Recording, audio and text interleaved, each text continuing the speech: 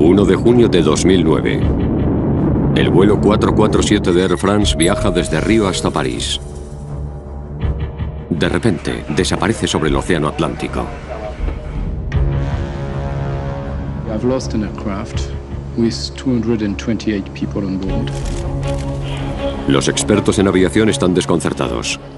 No sabemos dónde está el avión o si se ha estrellado. La nave es uno de los aviones de pasajeros con tecnología más avanzada que ha volado nunca. Que una 330 desapareciera era algo casi inconcebible.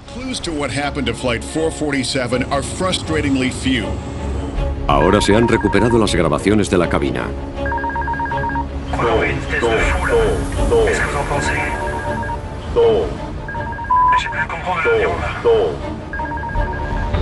Estas increíbles grabaciones no solo revelan qué provocó el accidente.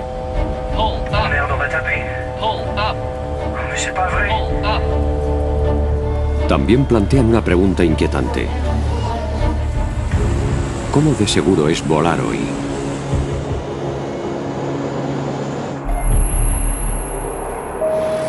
Toda la verdad sobre el vuelo 447.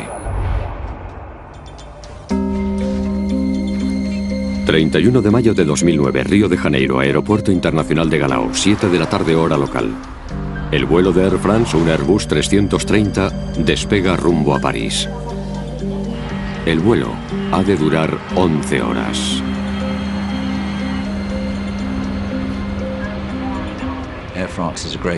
Air France es una aerolínea muy buena. El A330 es un avión de última generación. Los expertos en aviación dicen que el aeroplano está equipado con una tecnología tan puntera que prácticamente se pilota él solo.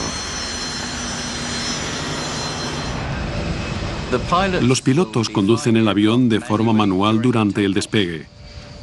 En cuanto el avión está en el aire, conectan el piloto automático, que no se desactiva hasta los últimos 150 metros del descenso, y luego el aterrizaje dura 2 minutos, durante los que han de pilotar manualmente. Así que en total están al mando unos 4 minutos. A bordo hay 228 personas de 32 países distintos, incluyendo 2 españoles, pero la mayoría son franceses.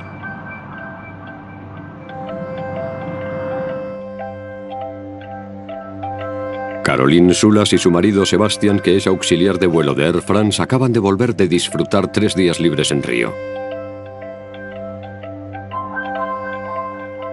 Caroline pudo viajar mucho porque iba a todas partes con su marido,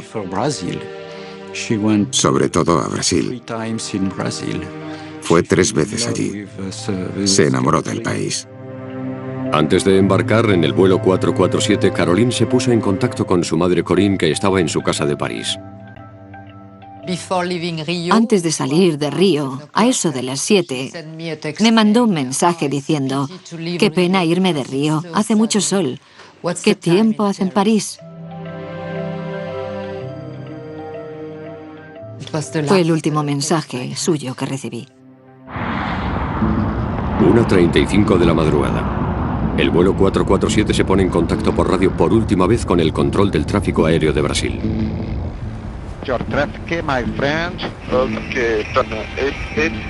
El avión abandona el espacio aéreo brasileño y vuela hacia un punto ciego del radar que hay en mitad del Atlántico. El aparato estará fuera del radar hasta que entre en la zona del control del tráfico aéreo de Senegal. Estaba en tierra de nadie, en mitad del océano. Era un punto a mitad de camino entre Brasil y Senegal.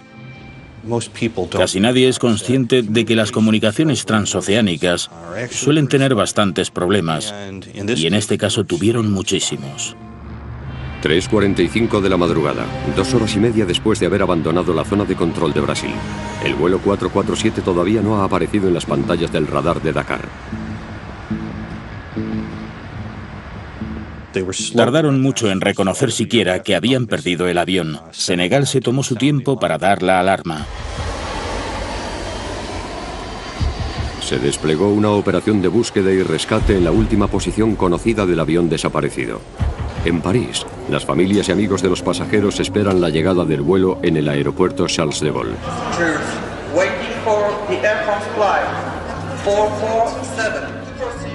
Corinne Sulas espera en casa a que su hija la llame. Pero en su lugar recibe una llamada del suegro de Caroline. Me llamó para preguntarme cuál era el número del vuelo, porque había oído en la televisión o en la radio que había desaparecido un avión. Yo no lo sabía y empecé a asustarme cuando vi las noticias y escuché la radio. Me puse, ¿cómo decirlo? Histérica. Me puse histérica. Robert, el padre de Caroline, estaba trabajando en el extranjero cuando se enteró. Me quedé solo. Me sentí como si no hubiera nadie más en el mundo. No podía hacerme a la idea de perder a Caroline. No podía ser. Horas después de la desaparición, Air France emite un comunicado. This is a catastrophe, undoubtedly, and we have lost an aircraft with 228 people on board. El vuelo 447 parece haberse evaporado. No hay llamada de socorro ni rastro del avión en los radares. Tampoco hay testigos ni indicios de que haya habido un accidente. Clues to what happened to Flight 447 are frustratingly few. Al principio había muy poca información. No sabíamos dónde estaba el avión, o si es que se había estrellado, ni tampoco dónde estaban los restos. No parecía que la tripulación estuviera preocupada, porque de ser así hubieran hecho una llamada de emergencia al control aéreo, pero no fue así.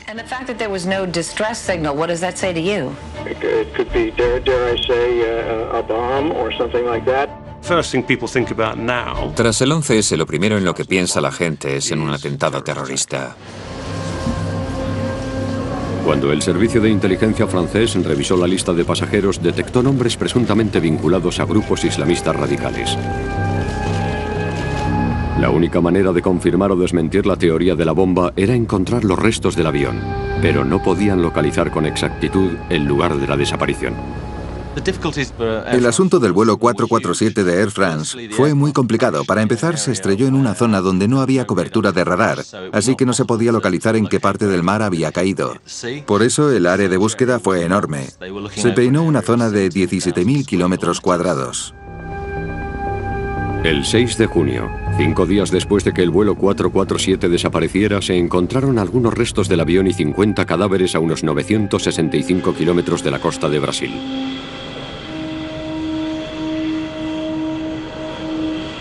Esto refutó la teoría de la bomba, dado que el vehículo estaba entero cuando se estrelló en el agua.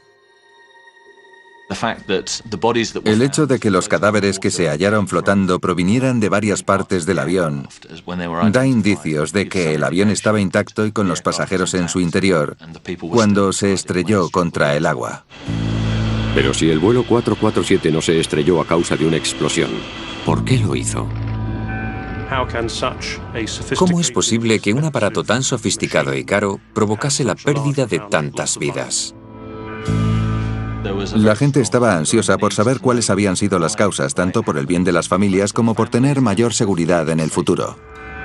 Con más de 600 Airbus 330 volando a diario por todo el mundo, es crucial descubrir qué es lo que provocó el accidente. Las cajas negras del avión podrían ofrecer la respuesta, pero yacen perdidas en el fondo del mar, a 4 kilómetros de profundidad. Quiero saber exactamente por qué murió mi hija.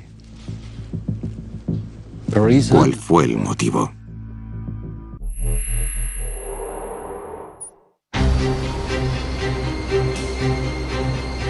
Los investigadores franceses han de descubrir por qué un Airbus 330 de última generación se ha estrellado cerca de la costa de Brasil. Creen que encontrar las cajas negras del avión puede ser la clave para resolver el misterio. Cabía la posibilidad de que nunca encontrásemos las cajas negras. En el pasado ha habido accidentes en los que nunca se han podido recuperar. Un submarino nuclear francés colaboró en la misión de búsqueda. El vehículo es capaz de captar las señales ultrasónicas emitidas por las cajas negras. La vida útil de las balizas localizadoras submarinas es de 30 días. El terreno del lecho marino era muy montañoso, lleno de desniveles enormes. Creo que los había de entre 900 y más de 4.000 metros de profundidad. Pasan 30 días sin éxito. El equipo envía mini submarinos para que peinen el lecho marino. Las cajas negras eran importantísimas. Por eso el gobierno francés y otras entidades invirtieron tantísimo tiempo y dinero en intentar localizarlas. Se puso mucho empeño en buscarlas. Sin embargo, casi 2 años y más de 35 millones de euros gastados después, una de las mayores búsquedas de la historia marítima sigue sin dar resultados. Cuando parecía que jamás se resolvería el misterio de qué fue lo que causó el accidente del vuelo 447, los investigadores franceses recurrieron al equipo norteamericano que localizó los restos del Titanic en 1985. Un tiempo después, el 2 de abril de 2011, el equipo de buceo encontró el fuselaje destrozado a casi 4 kilómetros de profundidad. También encontraron 104 cadáveres, muchos de ellos todavía atados a sus asientos. Varias familias estaban en ascuas esperando a que les llamasen para decirles que habían encontrado a sus seres queridos. Y claro, cuando les llamaban diciéndoles lo siento, no hemos encontrado nada, sus esperanzas, que habían aumentado con la llamada, se desplomaban en cuestión de segundos. 74 cadáveres siguen sin encontrarse, incluyendo el de Caroline Soulas. Para muchas familias, esto supuso otra nueva pesadilla. Sin embargo, en las profundidades del Atlántico, los equipos submarinos prosiguen la búsqueda de los restos, hasta que al final encuentren lo que buscaban, las cajas negras. Cuando por fin las encontraron, la situación dio un vuelco. Finalmente el asunto empezó a aclararse. Las familias y amigos de los 228 fallecidos tienen por fin la oportunidad de descubrir qué fue lo que provocó el accidente. La información de la caja negra revelará la cadena de acontecimientos que desembocó en la pérdida del avión. Las grabaciones reales no se han hecho públicas, pero unos actores leerán una transcripción que documenta los terribles últimos minutos previos al accidente.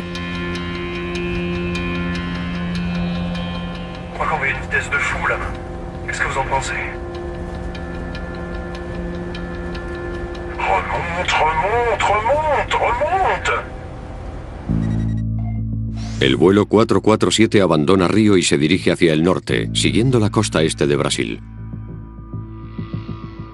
El avión está bajo el mando del capitán Marc Dubois, de 58 años, que tiene en su haber casi 11.000 horas de vuelo. El segundo piloto, David Robert, tiene 37 años y más de 6.500 horas de vuelo. El tercero es Pierre-Cédric Bonin, cuya mujer también va a bordo esa noche. Bonin tiene 32 años y poco más de 3.000 horas de vuelo, por lo que es el tripulante con menos experiencia. Bonin está sentado en el asiento de la derecha de la cabina. El capitán Dubois se sienta a la izquierda. Robert está haciendo uso de su pausa reglamentaria para dormir y descansa en el cuartito que hay en la parte trasera de la cabina.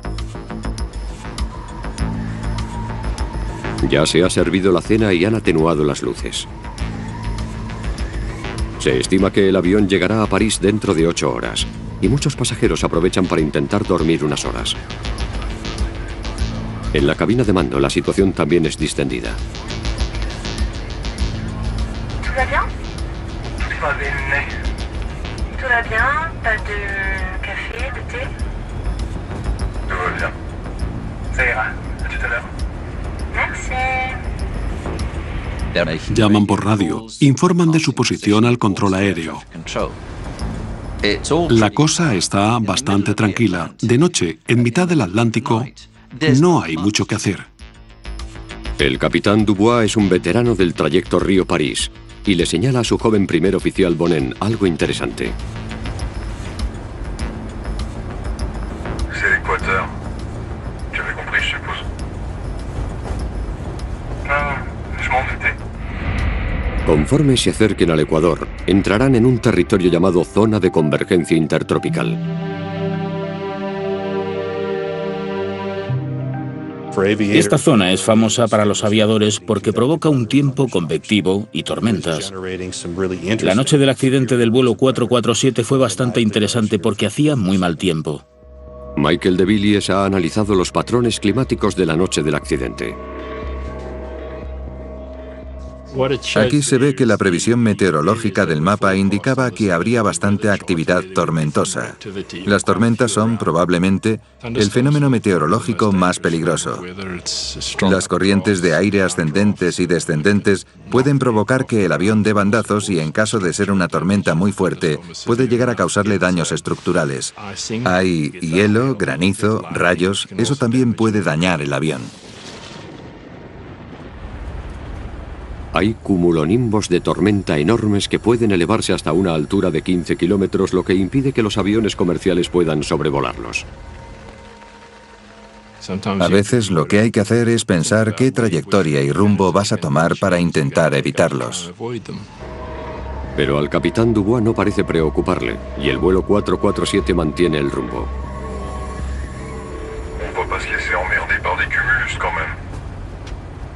Sortear nubes de tormenta no es muy complicado. Las miras y si están delante de ti, giras a la izquierda o a la derecha y las rodeas. Es bastante sencillo. Otros aviones que atraviesan la zona esa misma noche sí que optan por rodear la tormenta.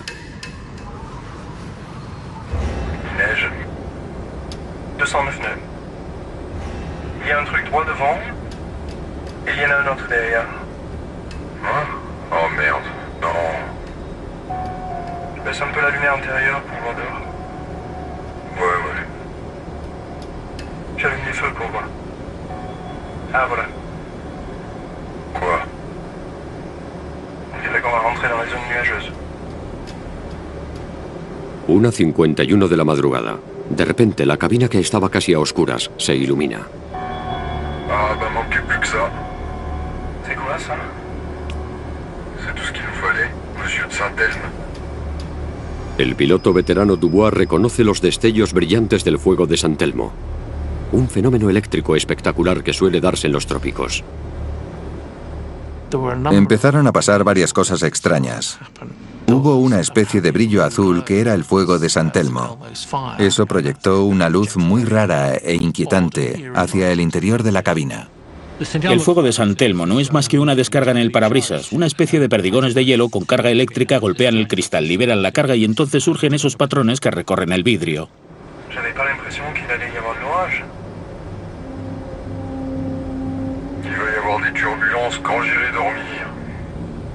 David Robert, que estaba descansando en el cuartito de la parte trasera de la cabina de mando, relevará en breve al capitán Dubois.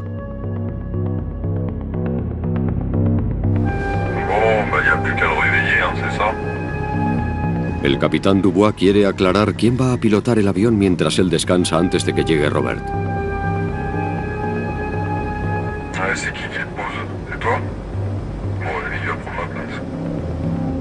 Esto significa que Bonnen, que es el que tiene menos horas de vuelo, estará a los mandos del avión hasta que vuelva el capitán.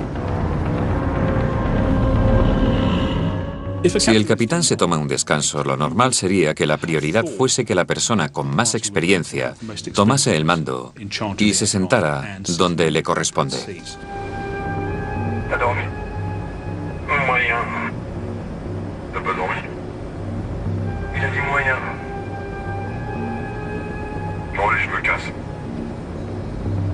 Bon, ça va. Bon, les petites turbulences qu'on vient d'avoir. Tu vas aller mal après? Me pareció curioso que el capitán decidiera descansar durante la que creo que es, sin lugar a dudas, la parte más complicada del trayecto en lo que al clima se refiere. Yo hubiera dicho que esa sería precisamente la parte en la que el capitán querría estar presente. Él estaba bastante satisfecho con su elección. Echando la vista atrás, quizá no fuera la decisión más sabia. Minutos después de que el capitán Dubois salga de la cabina de mando, el tiempo empeora.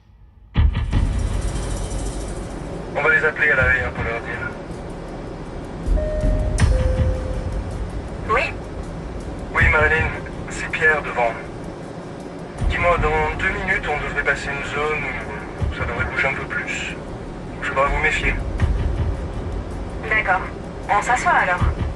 Ouais, je pense que ça serait pas mal. Je te rappelle dès qu'on est sorti de là.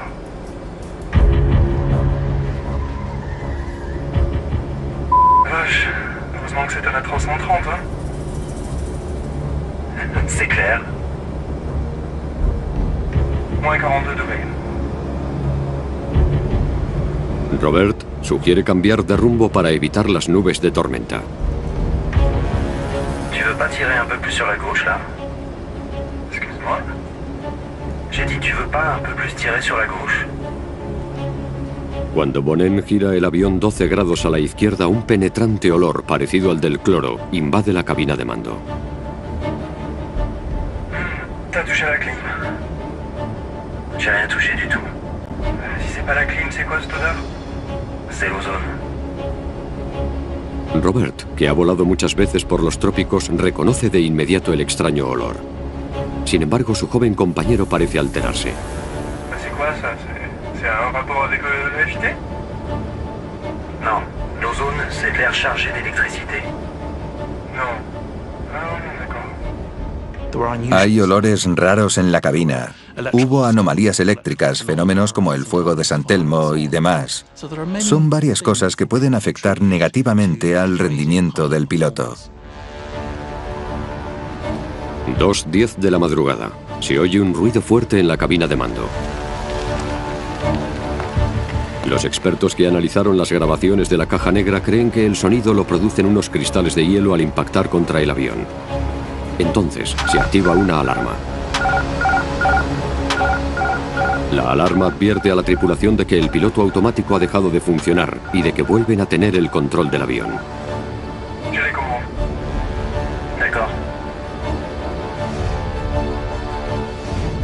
Bonin, que está en el asiento del copiloto, se hace con el control manual del avión. Ahora su compañero Robert, que tiene más experiencia, es en la práctica el copiloto. Lo que la tripulación desconoce es que el descenso de la temperatura ha causado que el hielo bloquee 3 sensores muy importantes llamados tubos de pitot. Básicamente, el sistema de tubos de pitot detecta la velocidad con la que el aire impacta contra el avión. Al bloquearse, el indicador se puso a cero y perdieron la información de la velocidad.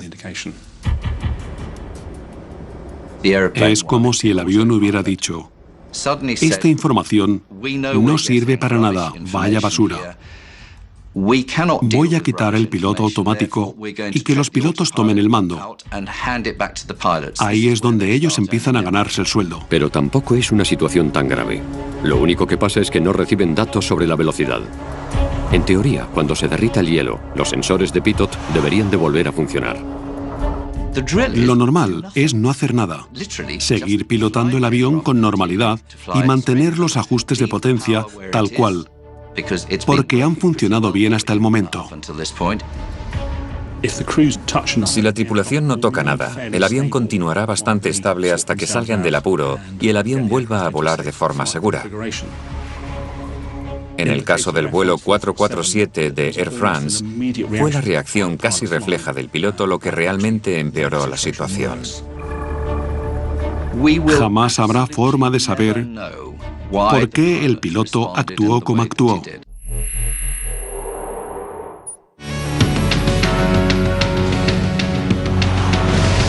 El vuelo 447 de Air France se ha adentrado en una tormenta y los sensores de velocidad no funcionan. El piloto automático está desactivado y la tripulación ha recuperado el control del aparato.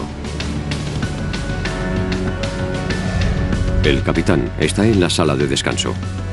El primer oficial Bonin pilota el avión de forma manual. Su compañero, el oficial David Robert, que tiene muchas más horas de vuelo que él, se ocupa de la comunicación por radio.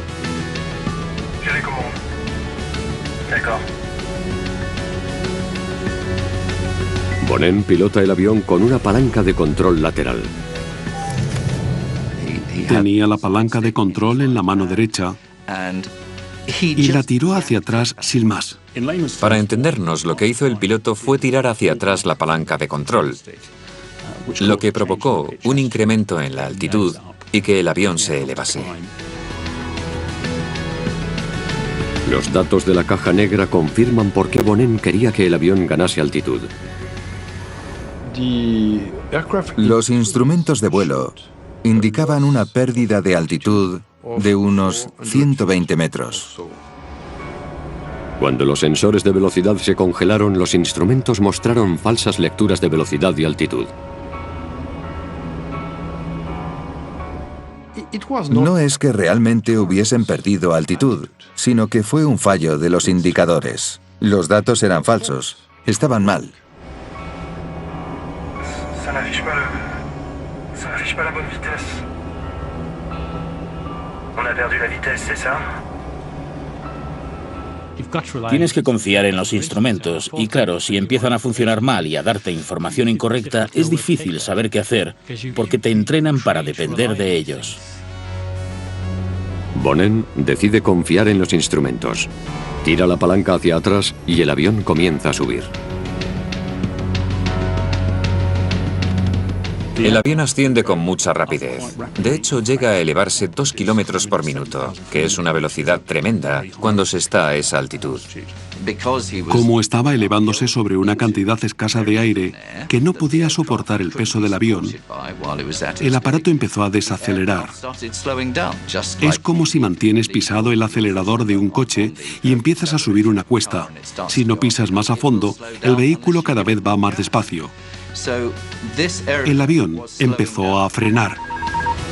Empieza a sonar otra alarma. Entrada en pérdida.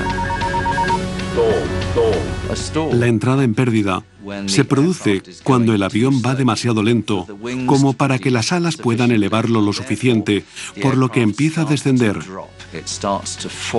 Deja de volar y empieza a caer. Para evitar que el avión caiga, Bonin ha de actuar con rapidez.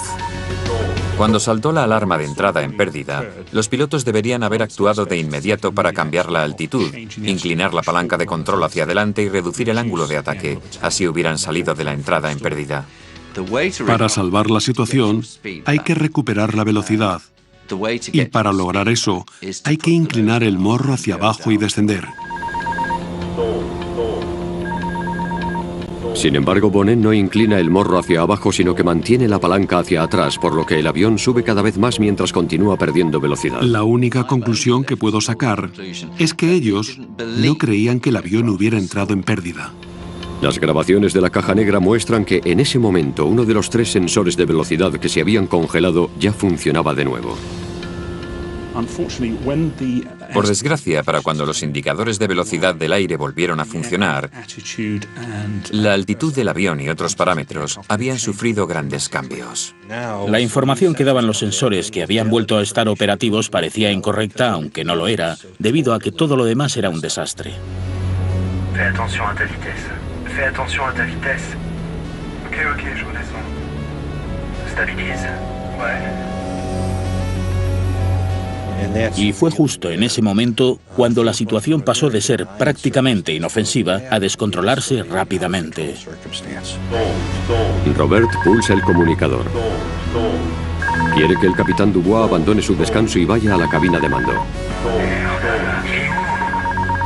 Pero nadie contesta.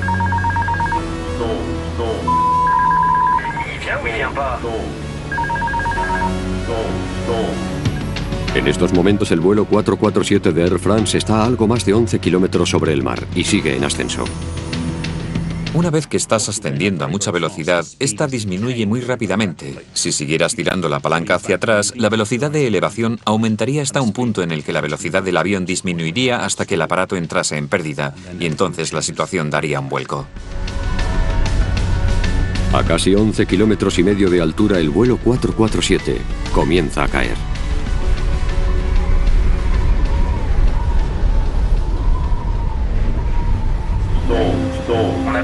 Docteur, qu'est-ce qui se passe, bordel? Tu comprends ce qui se passe ou pas? J'ai plus le contrôle de l'avion. J'ai plus du tout le contrôle de l'avion. Merde. On est où? C'est quoi, là? Je crois qu'on va trop vite.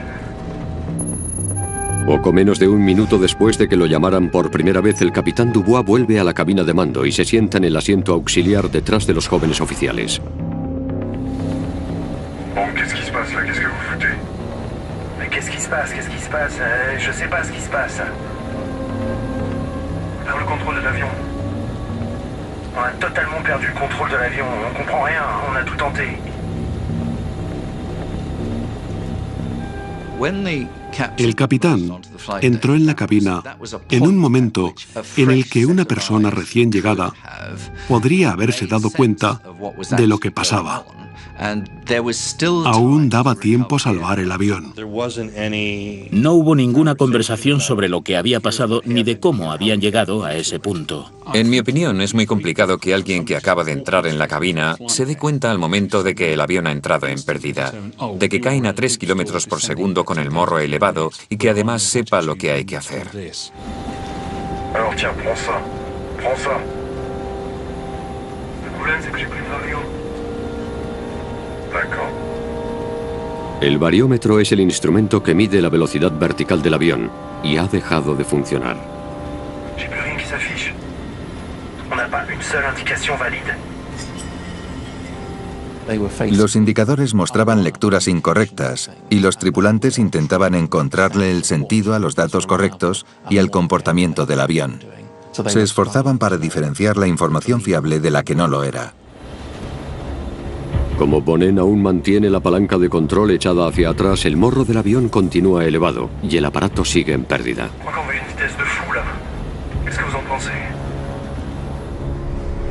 En su opinión, el avión va demasiado rápido, así que se dispone a activar los frenos aerodinámicos. Eso es justamente lo que no debería haber hecho. El problema era que ya iban demasiado lentos y no tenían la suficiente elevación, por lo que frenar solo hubiera empeorado la situación. David Robert le dice inmediatamente al piloto que no lo haga. No, surtout sors pas les freins. ¿No? Ok. Les sors pas. El avión desciende hasta una altura inferior a 9 kilómetros, pero todavía están a tiempo de salir de esta. Si hubieran orientado el morro del avión hacia abajo y hubieran aplicado la suficiente potencia, podrían haber salido de pérdida y haberse recuperado por completo. Como el avión estaba intacto, podrían haber continuado el trayecto sin más. Robert asume el mando del avión sin dar el aviso oral habitual. Tampoco se da cuenta de que Bonnen sigue tirando de la palanca hacia atrás y la tripulación se centra en enderezar las alas en lugar de en orientar el avión hacia abajo y darle más potencia para salir de pérdida.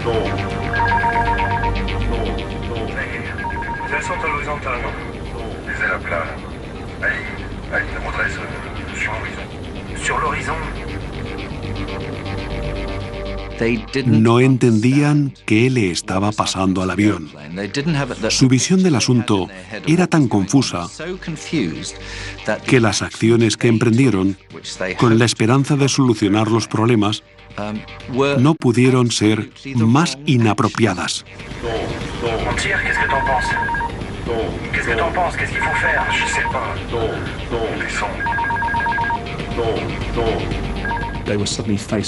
De repente se encontraron con una situación que nunca habían vivido, por lo que se quedaron paralizados y desconcertados durante unos instantes. Estaban pasando muchas cosas a la vez y ellos no tenían muy claro lo que ocurría.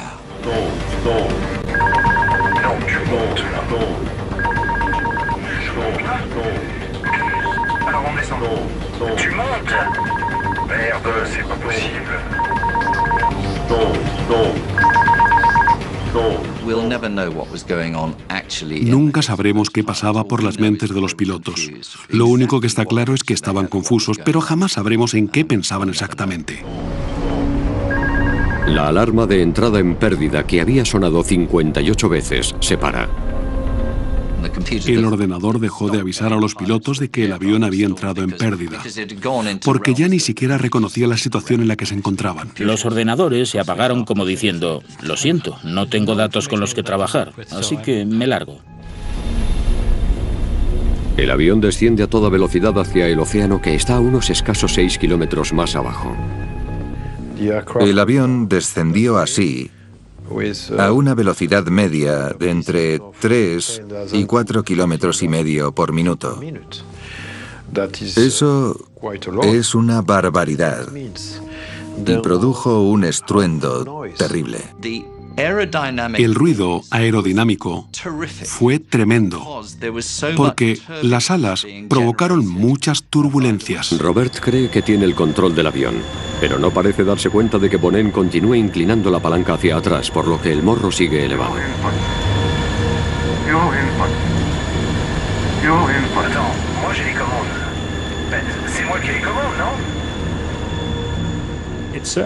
Todo apunta a que la disciplina y la comunicación se vinieron abajo en esa cabina de mandos.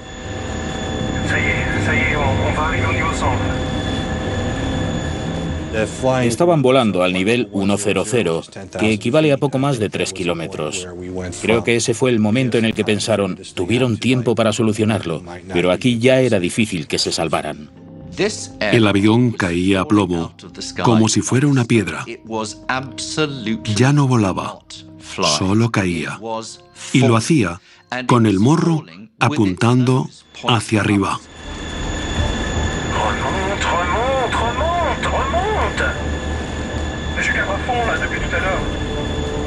El capitán Dubois se da cuenta por fin de lo más importante.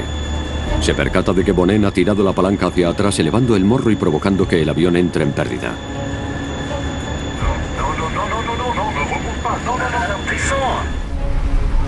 Robert sabe que para salir de la tormenta ha de conseguir que el morro del avión apunte hacia abajo.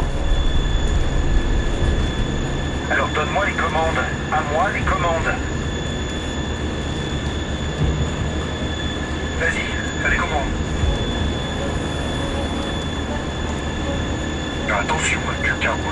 Je cabre. Je cabre. Il faudrait là, on est à 4000 pieds. Je cabre là.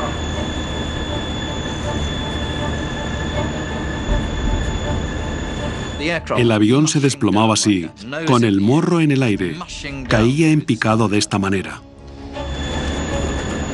Cuando se acercan a los 600 metros, el sistema de alerta de proximidad al terreno del avión detecta el océano que tienen debajo. La nueva alarma se activa. Hold up. Hold up. Sink rate. Hold up. Allez, tire. Hold up. Allez, on tire. On tire, on tire, on tire. Hold up. On va taper. Hold up. Mais c'est pas vrai. Hold up. Qu'est-ce qui se passe? 10 degrés d'assiette. La grabación se detiene a las 2 horas 14 minutos y 28,4 segundos.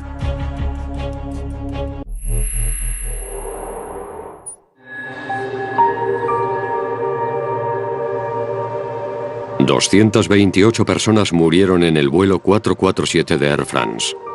El accidente también destrozó las vidas de muchos familiares y amigos de las víctimas.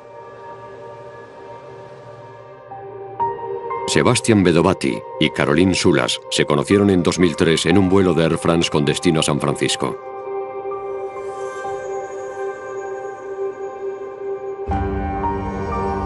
Seis años después, murieron en el vuelo 447 de Air France. Me encanta esta foto, porque se ven los anillos. Y yo tengo uno igual. Estaban muy enamorados. Sus padres, Robert y Corinne, visitan a menudo el monumento dedicado a los pasajeros y la tripulación del vuelo que hay en el cementerio del Père Lachaise. Su hija no tiene tumba porque nunca se recuperó el cuerpo. El problema también es que eran pareja. Y como el cuerpo de Sebastián se recuperó, pero el de Caroline no, Van a estar separados eternamente. Espero que no notara nada antes del impacto, del choque. Pero no estoy seguro de que fuera así. Una de las cosas que me preguntan es, ¿mi padre, marido, hijo, hermano o hermana sabía lo que estaba pasando? Para mí el momento más duro fue hablar con la familia de un joven que volvía de visitar a su abuela en Río. Solo me hicieron una pregunta. ¿Sufrió? Una madre me preguntó, ¿mi hija se enteró de lo que pasaba? Es que muchos amigos me han dicho que es imposible que notase nada porque estaría inconsciente. Me sentí obligado a contarle la verdad, que es, me temo, que seguro que siguió con vida durante la caída de 3 minutos y medio. Puede que estuviera dormida, y ojalá fuera así, pero la caída debió de ser turbulenta y descontrolada, así que es muy probable que se enterase. En una rueda de prensa en París, Air France defendió a ultranza a sus pilotos y agradecieron la dedicación de los 12 miembros de la tripulación que murieron en el siniestro. C'est dans un environnement de pilotage extrêmement dégradé que l'équipage, qui rassemblait à la fois les compétences du commandant de bord et des 2 copilotes, est resté engagé jusqu'au bout et jusqu'aux derniers instants. Habría que preguntarse cómo es posible que 3 pilotos cualificados y con experiencia no pudieran averiguar qué le pasaba al avión y por qué se precipitaba hacia el océano. Eso es un fallo del sistema, no un error del piloto. Un informe del BEA a la Oficina de Investigación de Seguridad francesa descubrió que el accidente fue el fruto de un conjunto de factores técnicos y humanos. Todo empezó cuando los sensores de velocidad del vuelo 447, también llamados tubos de pitot, fallaron en su funcionamiento, desactivando así el piloto automático. Thales, la empresa fabricante de los tubos de pitot, dijo que los tubos tuvieron que funcionar en un entorno muy adverso y no se encontraban en una situación que se ajustase a los parámetros especificados ni a los requerimientos de la certificación. Pero esta no fue la primera vez en la que esta clase de tubo de pitot había fallado. La Agencia Europea de Seguridad Aérea estaba al corriente de que había habido 17 casos de fallos de tubos de pitot entre 2003 y 2008. La AESA afirma que no les dijeron que las tripulaciones hubiesen tenido problemas para solucionar las dificultades. Los tubos de pitot estaban diseñados para cumplir controles de calidad exigentes y por lo tanto no estaba justificado que se tomasen medidas de forma obligatoria. Air France sabía que los tubos habían dado problemas y había acordado cambiarlos por otros en cuestión de meses, aunque funcionaban. Lo que no estaban dispuestos a hacer era paralizar toda su flota de Airbus mientras sustituían los tubos por unos más modernos. Ellos creían que podían seguir funcionando de forma segura. Airbus, el fabricante del A330, también hizo hincapié en que los tubos de pitot del avión cumplían todos los requisitos de seguridad. Los 3 tubos de pitot cumplían los requisitos de certificación. Después del accidente volvieron a ponerse a prueba y siguieron superando los test. De hecho, cumplieron los mínimos exigidos con un ancho margen. Tras el accidente, la AESA dictaminó que la instalación de nuevos tubos de pitot era obligatoria. Desde agosto de 2009, toda la flota de A330 de Air France está equipada con los tubos nuevos. El informe de investigación también recomendó que se mejoraran los sistemas de alarma de entrada en pérdida y el instrumental de las cabinas de los A330, especialmente el asistente de navegación de rumbo del avión, el director de vuelo. El director de vuelo confundió las cosas. Y hay que tener en cuenta que, como ya hemos dicho, los ordenadores estaban confusos y aún tendían a seguir las órdenes del director. Airbus dijo que los pilotos no hicieron caso de los procedimientos operativos y que deberían haber desconectado el director de vuelo en cuanto perdieron las lecturas de velocidad. Sin embargo, afirman que examinarán rigurosamente todas las recomendaciones dictadas por el BEA. ¿Pero conlleva siempre la tecnología punta una mayor seguridad en los vuelos? Puede que los aviones en sí sean sencillos de pilotar. Puede que tengan sistemas automatizados para asistirte en la tarea. Puede que también dispongan de ordenadores que calculen datos con una precisión increíble, pero son aparatos tremendamente complejos. Si algo sale mal, es como si tu ordenador funcionase mal. Los aviones actuales son un enorme conjunto de ordenadores. Entonces, ¿podemos confiar en que los profesionales todavía sepan pilotar? La tripulación del vuelo 447 de Air France había recibido un entrenamiento completo y estaba plenamente cualificada, pero los investigadores franceses recomendaron que los pilotos se sometieran a un entrenamiento adicional. En cierto modo, el accidente se veía venir. Hace mucho tiempo que sabemos que hay campos en los que los pilotos necesitan un mejor entrenamiento, y no solo para pilotar los aviones Airbus, sino para todos los tipos de aviones modernos. Los pilotos que se acostumbran a dar prioridad a la utilización de los sistemas automáticos pueden acabar perdiendo habilidades de vuelo manual, y esto es algo que preocupa a la industria. Al final, si se encuentran con una situación para la que no se les ha entrenado, todo depende de que tengan la disciplina y el adiestramiento adecuado para que puedan decir, todavía sé pilotar el avión. Air France afirma que en los últimos 3 años ha implementado sesiones de simulación para entrenar a los pilotos en situaciones en las que las lecturas de velocidad y altitud sean poco fiables. También les ha enseñado nuevas maniobras de emergencia que utilizar en caso de entrar en pérdida. La ESA está revisando todas las recomendaciones de seguridad publicadas en el informe y tomarán las medidas oportunas para mejorar los componentes de los aviones y decidirán qué entrenamiento adicional ha de imponerse. El avión se estrelló porque no sabían qué era lo que estaba pasando, y deberían haberlo sabido. ¿Que si es culpa suya? No. Es culpa del sistema y del entrenamiento que reciben. Tampoco es culpa de Air France, porque el entrenamiento que imparten es el mismo que en otras aerolíneas. El error radica en el entrenamiento que la ley obliga a dar, porque no es el correcto. No tiene en cuenta las necesidades de los pilotos que están al mando de aviones modernos con muchas funciones automáticas. Y por eso mismo pasó lo del vuelo 447.